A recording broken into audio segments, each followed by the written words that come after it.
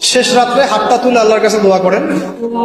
দোয়ার আগে খালি একবার বলবেন, আগে আল্লাহর প্রশংসা করবেন, বলবেন আলহামদুলিল্লাহ, তারপরে বলবেন আল্লাহুম্মা সাল্লি আলা মুহাম্মাদ, মানে প্রথমে আল্লাহর প্রশংসা, তারপরে রাসূল সাল্লাল্লাহু আলাইহি ওয়াসাল্লামের প্রতি দরুদ, তারপরে বলবেন রব্বিগফিরলি, আল্লাহ আমাকে মাফ করো। এরপরে আপনি আপনার দোয়া করুন, যত দোয়া আছে। উঠতে বসতে একটি দোয়া বেশি বেশি করে পড়ুন, আপনার পকেটে টাকা আসতেই থাকবে। আল্লাহুম্মা ইন্নী আউযু বিকা মিনাল ফাকরি। আল্লাহু লা ইলাহা ইল্লা হুয়াল হাইয়ুল কাইয়্যুম